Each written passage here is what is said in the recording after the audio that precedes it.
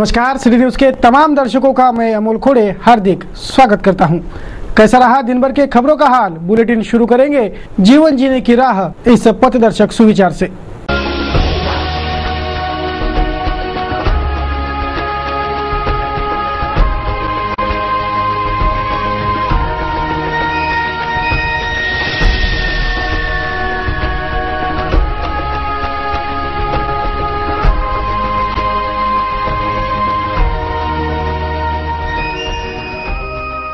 अब देखेंगे आज की महत्वपूर्ण खबरें। हेडलाइंस। बहुचर्चित विजया पुंड हत्याकांड की अंतिम सुनवाई पूरी। एक आरोपी को फांसी तो दूसरे को सुनाई उम्र कैद। दोनों आरोपियों को काटनी पड़ेगी 7-7 साल की कैद बामशक्कत सश्रम कारावास की सजा। और उलझते ही जा रहा पुतुल बोस मृत्यु चोरी प्रकरण का केस। पुलिस अब तक ना गुनाह कबूल कर सकी, ना हो सकी चोरी के माल की रिकवरी। फिर आया नया मोड़, अब सह आरोपी ज्योति ने लगाया मोहम्मद शफी पर बलात्कार का आरोप। विद्यापीठ के राजभाषा प्रशिक्षण केंद्र में संपन्न हुआ विशेष व्याख्यानात्मक सेमिनार। इलेक्ट्रॉनिक मीडिया और प्रिंट मीडिया की बारीकियां जानी छात्रों ने। शुरू हो गया भारतीय सिनेमा के शतक पूर्ति महोत्सव का फिल्मोत्सव। राजलक्ष्मी थिएटर में निःशुल्क हो रहा विभिन्न हिंदी मराठी फिल्मों का प्रदर्शन। सिटी न्यूज की पहल फिर रास आई। गोडाउन में तब्दील हुए पार्किंग स्थल अतिक्रमण से मुक्त कराने में लगा मनपा महकमा। व्यापारियों द्वारा हड़पे गए पार्किंग स्थल और आधे रास्ते तक बसाई गई दुकानें हटाने की कार्रवाई हो रही तेज। इतिहास के हेडलाइंस और हेडलाइंस के प्रायोजक थे इस दिन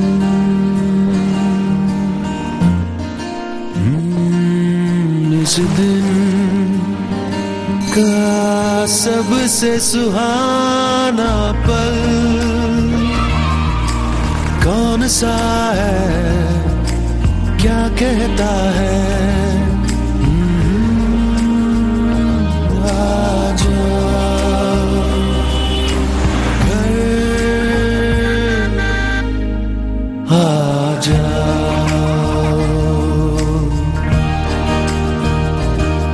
इंडिया बुल्स होम लोन्स, घर आ जाओ। 1 मार्च से भारतीय सिने जगत के शतक पूर्ति महोत्सव के उपलक्ष्य में आयोजित फिल्मोत्सव की शुरुआत हो गई। महानगर के राजलक्ष्मी थिएटर में पूरे सप्ताह भर विभिन्न हिंदी एवं मराठी पिक्चरों का प्रदर्शन निःशुल्क किया जा रहा है। तमाम चित्रपट रसिक इन चित्रपटों को देखने का आनंद ले, ऐसा जाहिर अनुरोध हो रहा है। महानगर स्थित राजलक्ष्मी थिएटर में भारतीय चित्रपट सृष्टि की शताब्दी महोत्सव निमित्त कुछ चुनिंदा फिल्मों का प्रदर्शन कार्यक्रम दिनांक 1 मार्च 2013 सुबह 9 बजे प्रारंभ हुआ।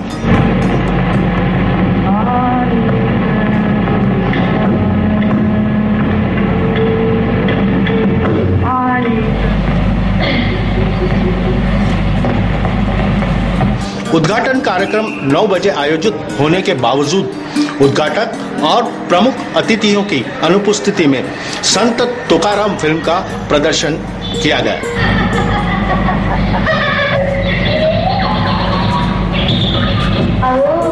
आइए देखिए राजलक्ष्मी परिसर की चहल पहल।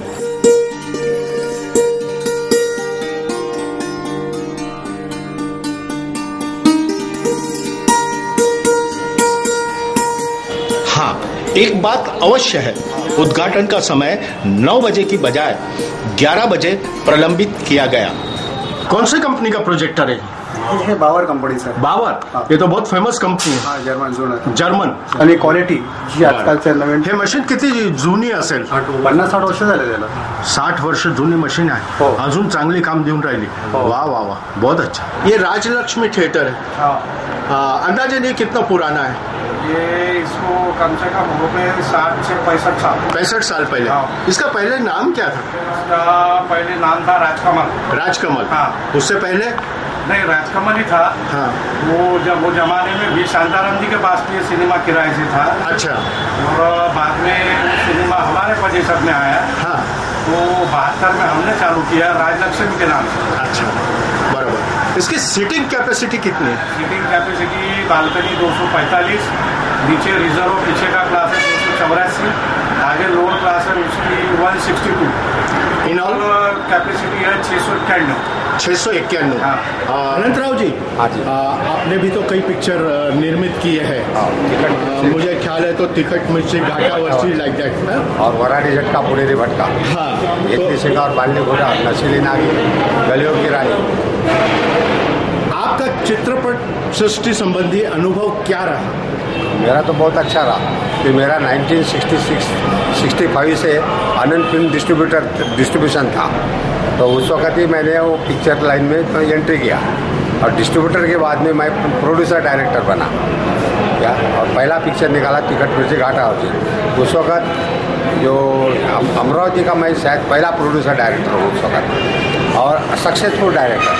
कि शंकरलाल राठी ने मेरा ये किया था, बोले हम लोग फेल हो गए पर आप फेल नहीं हो गए, आपका पिक्चर बहुत सक्सेस है। अनंतराव जी, तब के निर्माण में और अब के निर्माण में कितना फर्क है इंडस्ट्रीज में? अभी तो बहुत फर्क है, बहुत ही। उस वक्त क्या थे, क्वालिटी पिक्चर बनाते थे, अभी तो सब धांगड़ धिंगा ज़्यादा तौर पे इसी में ही है।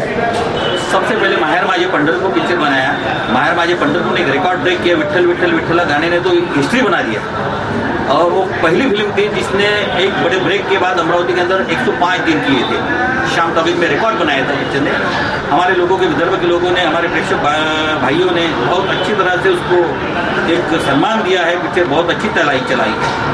अपनी पिक्चर जो रियलिस्टिक देश पे पिक्चर बनती थी, एक कहानी लेके पिक्चर बनती थी, फिल्म के अंदर गाना जो रहता था वो पिक्चर को आगे बढ़ाता था, और एक फैमिली पिक्चर बनती थी, फैमिली ड्रामा रहता था जिसके अंदर जैसे खानदान, जैसे सुहागन, जैसे आवारा, मदर इंडिया, ये जो पिक्चर बनती थी फैमिली ड्रामा रहता था।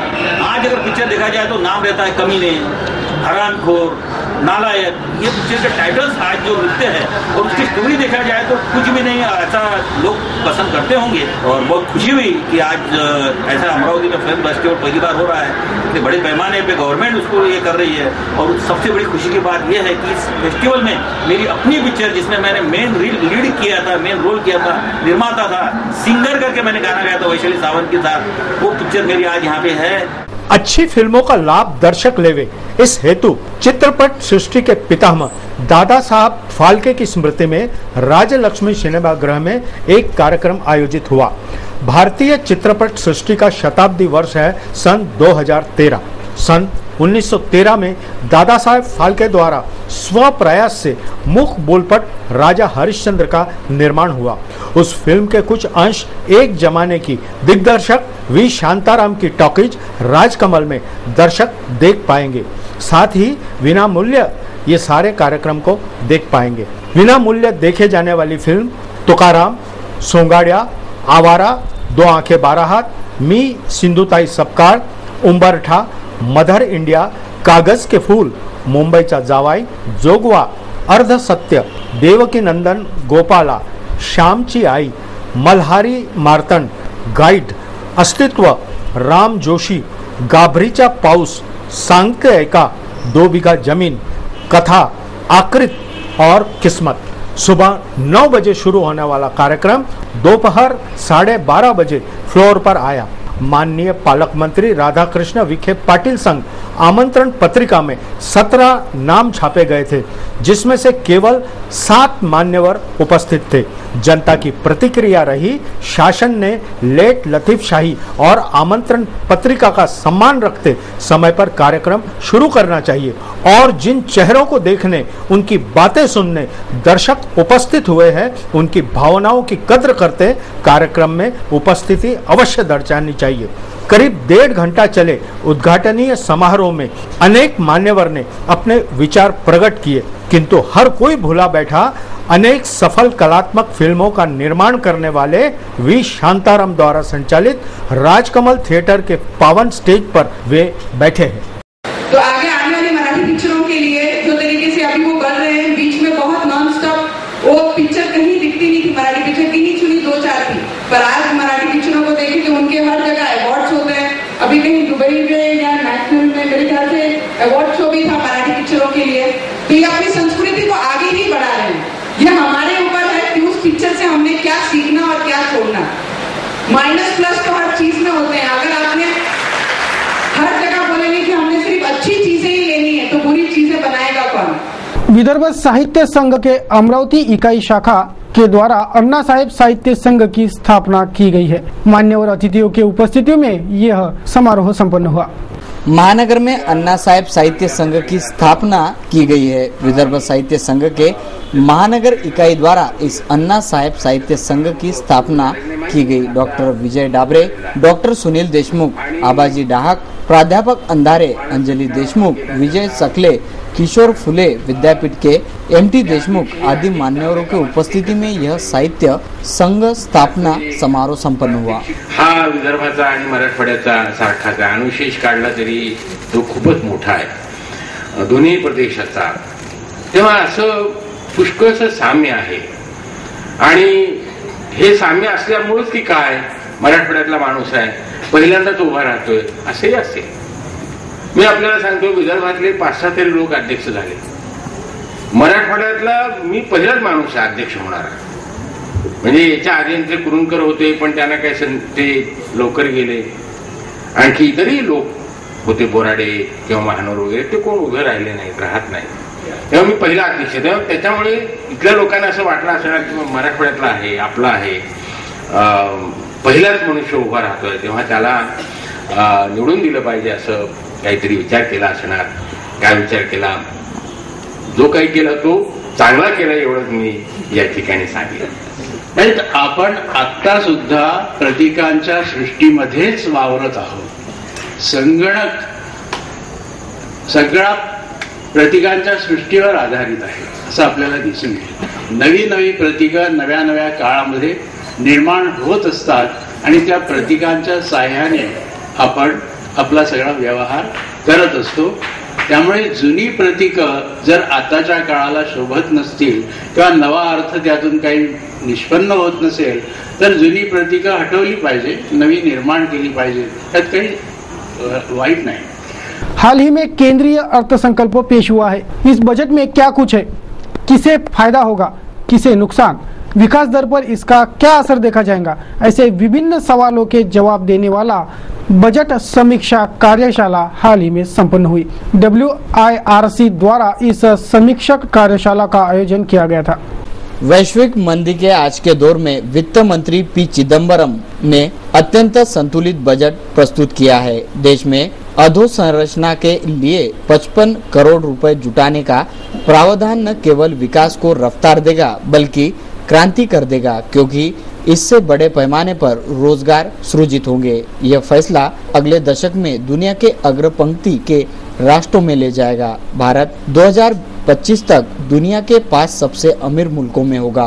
केंद्रीय बजट की इस आशय की समीक्षा गुरुवार दोपहर सातुरना स्थित सीए भवन में WIRC की अमरावती शाखा के अध्यक्ष संजय लाखोटिया ने दी। हमारा जो आज का बजट है इसको हम लोग 2 भागों में अगर बांट के देखेंगे तो इसका विश्लेषण ज़्यादा अच्छे तरीके से कर सकेंगे। एक तो पहला भाग ये है कि जो बजट होता है ये आने वाले वर्ष के लिए देश को एक दिशा देता है, डायरेक्शन देता है। It shows the direction of the government, in which direction government wants to carry the country.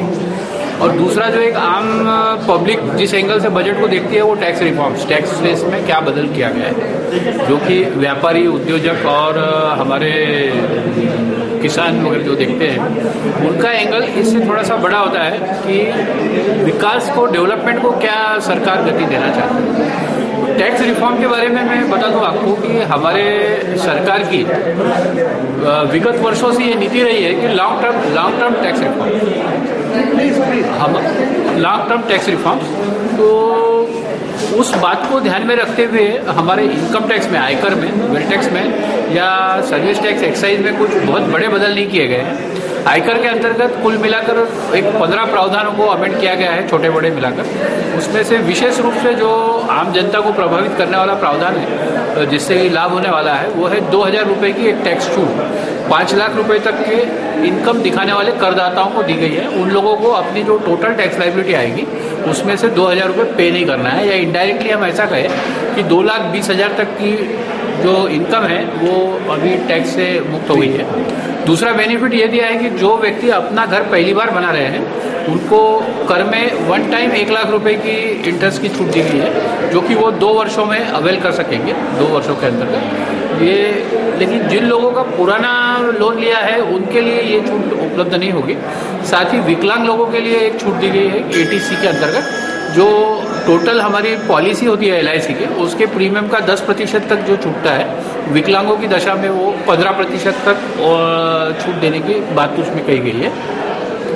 Service tax के अंतर्गत एक जो मेजर प्रावधान गवर्नमेंट ने लाया है, एक एमनेस्टी स्कीम जैसी कंप्लायंस स्कीम के अंतर्गत, कि हमारे वित्त मंत्री जी ने अपने बजट स्पीच में बताया है कि हमारे देश में 17 लाख लोग सर्विस टैक्स के अंतर्गत रजिस्टर्ड है, लेकिन कंप्लायंस सिर्फ 7 लाख लोग ही कर रहे हैं, रिटर्न्स जो है 7 लाख लोग ही भर रहे हैं। तो आज हमारी जो सरकारी मशीनरी है वो इतनी मतलब उसमें मैन पावर इतना उपलब्ध नहीं है कि 10 लाख लोगों से कंप्लायंस करा सके। तो इसके लिए एक वन टाइम कंप्लायंस स्कीम घोषित की गई है। इसके अंतर्गत 1 अक्टूबर 2007 से 31/12/2007 तक महाराष्ट्र शासन और ब्रिटिश काउंसिल के इंग्लैंड के संयुक्त विद्यमान में प्राथमिक स्कूलों के शिक्षकों को इंग्लिश विषय का प्रशिक्षण देने की श्रृंखला जारी है। 20 दिवसीय इस इंग्लिश भाषा प्रशिक्षण शिविर से शिक्षकों को अंग्रेजी के पाठ पढ़ाए जा रहे हैं ताकि वे छात्रों को उचित पद्धति से पढ़ा सके। प्राथमिक शिक्षण अधिकारी सुधाकर अभ्यंकर के देखरेख में ये प्रशिक्षण श्रृंखला जारी है।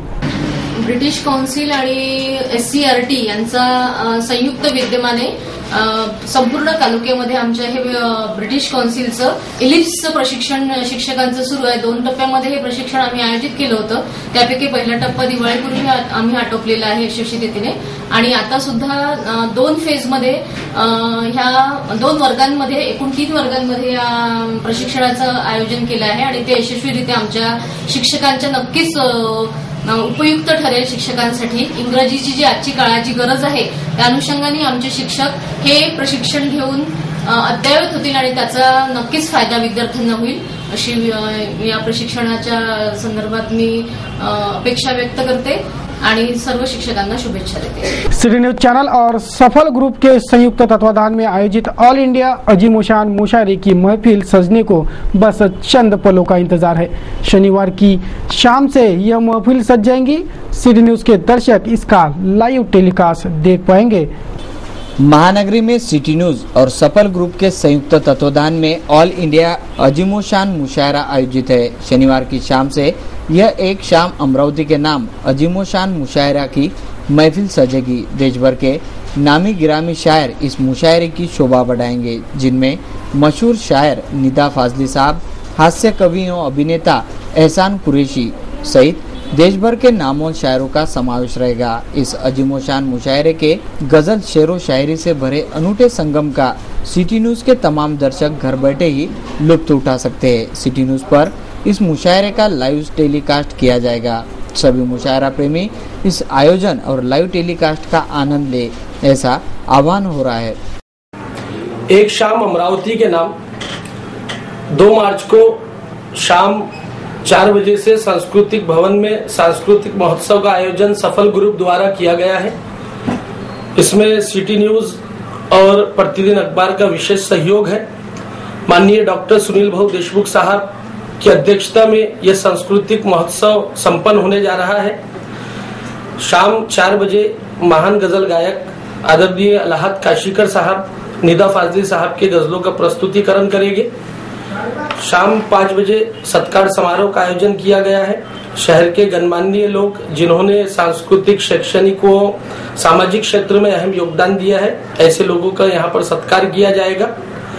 उसके बाद ठीक 6 बजे महफिल मुशायरे का आगाज होगा, जिसका उद्घाटन माननीय डॉक्टर सुनील भाऊ देशमुख साहब करेंगे और शहर की गणमान्य हस्तियां इस मुशायरे में मौजूद रहेगी। मैं आप तमाम लोगों से नम्र विनती करता हूं, मुअद्दबाना गुजारिश करता हूं कि इस मुशायरे को आप सिटी न्यूज पर भी लाइव देख सकते हैं, तो इसका भरपूर आनंद लीजिए, हमें सहयोग कीजिए, यही सफल ग्रुप सबसे आह्वान करता है। 2 मार्च शाम 5 बजे एक शाम अमरावती के नाम ऑल इंडिया मुशायरा सांस्कृतिक भवन मोर्शी रोड अमरावती में रखा गया है, जिसमें आप सिटी न्यूज पर इसको लाइव देख सकते हैं। सभी सिटी न्यूज के दर्शकों से आह्वान किया जाता है कि इसको आप घर बैठे इसका आनंद लीजिए। दूसरा, इसमें कार्यक्रम के अध्यक्ष डॉक्टर सुनील भाऊ देशमुख का महत्वपूर्ण समावेश है। कार्यक्रम की अध्यक्षता कर रहे हैं और सफल ग्रुप ने अमरावती के लिए एक शाम अमरावती के नाम रखा है और आप इसका पूरा लाभ उठाएं। वाशिम में हुए गंगूबाई बेनीवाले के मर्डर प्रकरण में हत्यारों को तुरंत दबोचा जाए ऐसे मांग महाराष्ट्र गवली समाज संगठन ने की है। उक्त आशय का मांग पत्र भी सौंपा गया है। वाशिमला जे काही प्रकार घडलं, आमच्या समाजाचं तेथील जनप्रतिनिधी नगर परिषदेचे उपाध्यक्ष होते ते आणि त्यांच्यावर एक जघन्य अपराध होऊन त्यांची निर्मम हत्या करण्यात आली। या हत्येच्या विरोधात आम्ही संपूर्ण गवळी समाज संघटना अमरावती जिल्ह्याच्या वतीनं आज कलेक्टर साहेबांना निवेदन दिलं आणि आम्ही निवेदनमध्ये म्हटलेलं आहे की याचे मुख्य सूत्रधार जे मारेकरी आहेत त्यांना त्वरित पकडून आणि त्यांना कठोर शिक्षा देण्यात यावी, अन्यथा असं न घडल्यास आम्ही पूर्ण राज्यभर महाराष्ट्र गवळी समाज संघटनेकडून तीव्र आंदोलन करू। महानगर के उस्मानिया मस्जिद क्वार्टर में घटे श्रीमती पुतुल बोस मृत्यु और चोरी प्रकरण की गुत्थी सुलझने के बजाय उलझ कर रह गई है।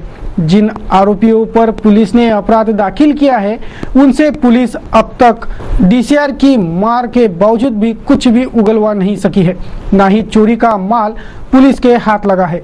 उल्टा आरोपी ने कोर्ट में ऐसा बयान दिया है कि पुलिस जानबूझकर उससे ये गुनाह कबूलवाना चाह रही है, जिससे पुलिस की जांच में यह आरोप सरदर्द बढ़ाने वाला ही साबित हुआ है। इसी प्रकरण में एक और नया मोड़ आया। आरोपी ज्योति खानजोड़े के शिकायत पर पुलिस ने आरोपी मोहम्मद शफी पर 376 की धारा के तहत बलात्कार का अपराध भी दर्ज कर दिया है। फिलहाल जांच जारी है, ऐसा आधिकारिक बताया तो जा रहा है। देखते हैं क्या खुलासा होता है। एक बात और, यह प्रकरण संपत्ति विवाद का होने का अनुमान संत गाडगे बाबा विद्यापीठ के हिंदी स्नातकोत्तर विभाग द्वारा आयोजित विशेष व्याख्यानात्मक सेमिनार शुक्रवार को संपन्न हुआ। इलेक्ट्रॉनिक मीडिया और प्रिंट मीडिया के बारकाइयों पर यह व्याख्यानात्मक सेमिनार आयोजित था। शुक्रवार को अमरावती विश्वविद्यालय के हिंदी स्नातकोत्तर विभाग के ओर से शिक्षा, अनुसंधान, विकास, विस्तार गतिविधियों के तहत इस विशेष व्याख्यानात्मक में सेमिनार का आयोजन किया गया था। सिटी चैनल के प्रबंध संपादक चंदू सोजतिया ने इस मंच से छात्रों को इलेक्ट्रॉनिक मीडिया की बारीकियां, जरूरत और समस्याएं इस विषय को विस्तार से विशद कर छात्रों का समाधान किया। इलेक्ट्रॉनिक्स मीडिया में ऐसा कोई इतिहास हमें नजर नहीं आता। इतिहास के पीछे जाते जाते तो कई 1991 के पहले मात्र केवल 2 चैनल हुआ करते थे, दूरदर्शन और मेट्रो चैनल। 4 दिन पहले माननीय पुलिस आयुक्त से मेरी इसी बारे में चर्चा हुई।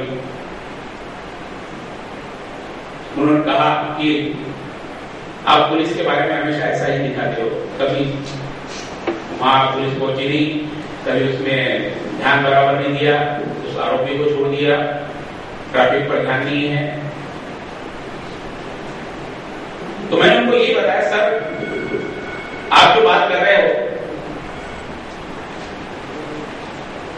हमारा काम और आपका काम, घर में कोई पति पत्नी आराम से घर में सुखी रह रहे हो, बहुत में प्रेम हो, सर वो आपके पास आता है कि हमारे बीच में बहुत प्रेम है, आप हमारा कुछ कीजिए करते, कभी नहीं है।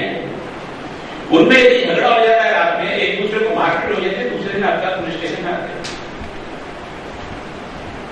तो आप क्या कहोगे? आप समस्या लेते ही आते हो, घर में मिठाई बनाई है तो कोई बुलाया नहीं।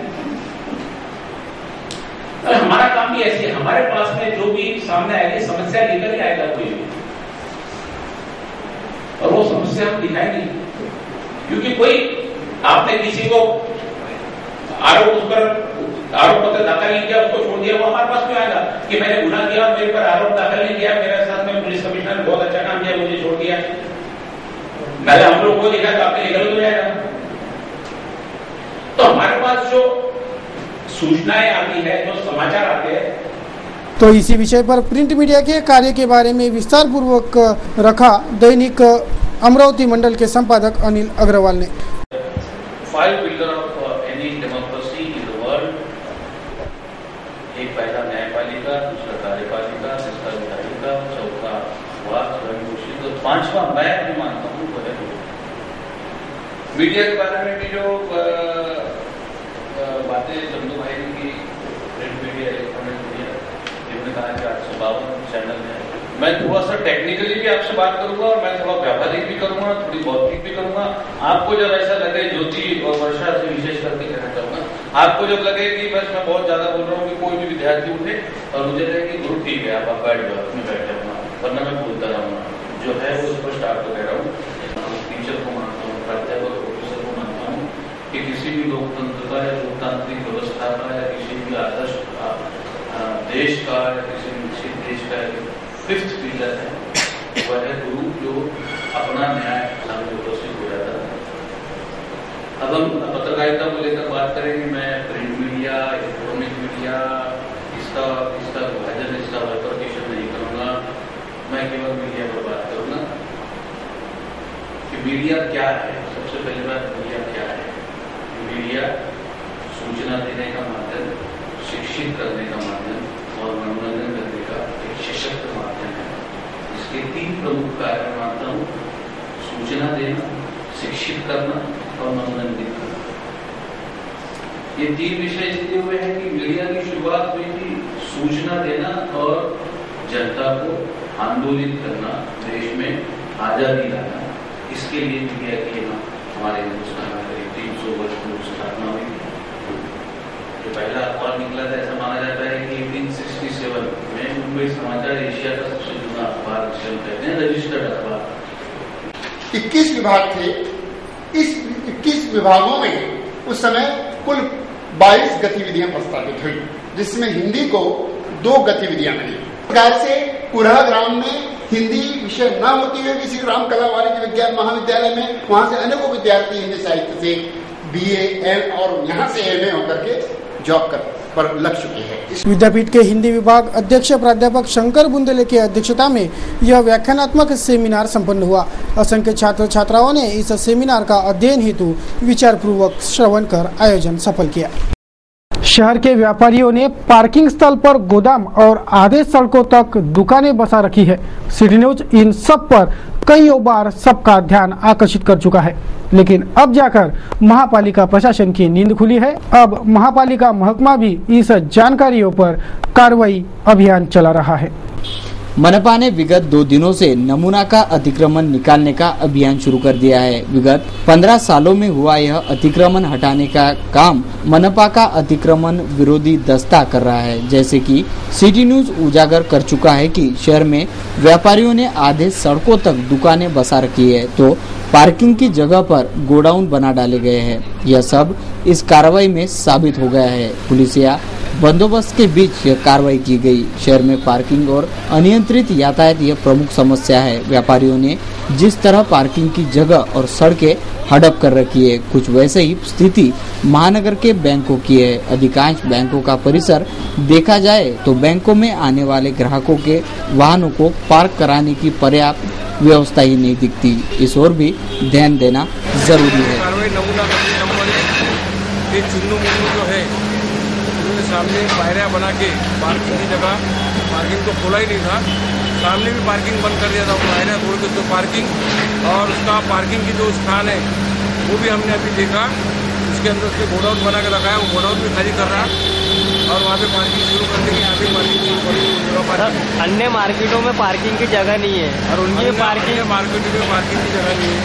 उसके लिए हमारे यहाँ सहायक संचालक नगर का ये विभाग है, वो जांच करता है, वो मुझे बताता है, क्योंकि जैसे आदेश मिलते हैं मैं आदेश की काम ऐसे कई मार्केटों में सर पार्किंग की जगह उपस्थित है। मैं बता दिया आपको। उसके लिए हमारे विभाग है सहायक संचालक नगर रचना, जो बांधकाम की परवानगी देता है। बांधकाम की परवानगी देने के बाद वही जो पार्किंग की भी परवानगी देता है, उन लोगों को मालूम था। मुझे सिर्फ आदेश मिले, मैं ऊपर रखा हूँ। महानगर के बहुचर्चित विजया पुंड के मर्डर केस की अंतिम सुनवाई शुक्रवार को कोर्ट में हुई। कोर्ट ने इस सनसनीखेज हत्याकांड के आरोपी अजय दयाराम गोपनारायण को फांसी की सजा सुनाई है, तो सह आरोपी नितिन नंदकिशोर गुर्दे को आजन्म कारावास उम्र कैद की सजा सुनाई गई है। शुक्रवार को कोर्ट ने धारा 302, 392 के तहत दोनों आरोपियों में से एक को फांसी तो दूसरे को उम्र कैद की सजा सुनाई। इन दोनों आरोपियों को 7-7 साल कैदे बामशक्कत और हजार रुपयों का जुर्माना भी ठोका गया है। सिटी न्यूज के इस बुलेटिन में बस इतना ही। अंत में एक बार फिर नजर डालेंगे आज की हेडलाइंस सुर्खियों पर। बहुचर्चित विजया पुंड हत्याकांड की अंतिम सुनवाई पूरी। एक आरोपी को फांसी तो दूसरे को सुनाई उम्र कैद। दोनों आरोपियों को काटनी पड़ेंगी 7-7 साल की कैद बामशक्कत, सश्रम कारावास की सजा।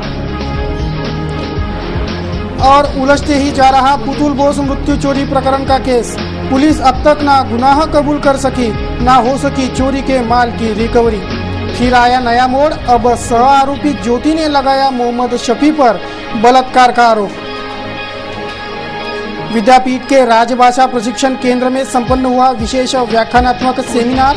इलेक्ट्रॉनिक मीडिया और प्रिंट मीडिया की बारीकियां जानी छात्रों ने। शुरू हो गया भारतीय सिनेमा के शतक पूर्ति महोत्सव का फिल्मोत्सव। राजलक्ष्मी थिएटर में निशुल्क हो रहा विभिन्न हिंदी मराठी फिल्मों का प्रदर्शन। सिटी न्यूज की पहल फिर रास आई।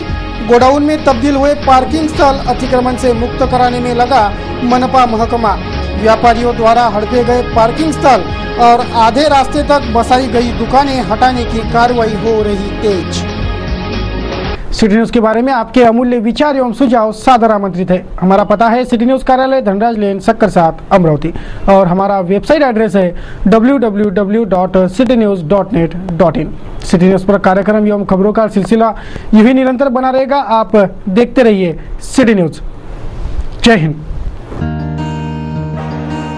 इस दिन का सबसे सुहाना पल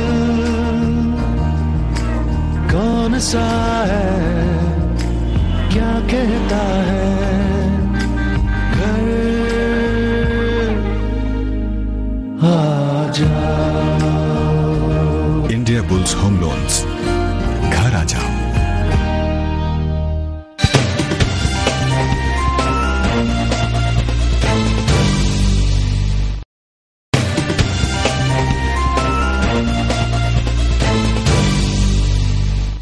क्या रहा अमरावती शहर का हाल, चलिए देखते हैं संपूर्ण समाचार विस्तार से।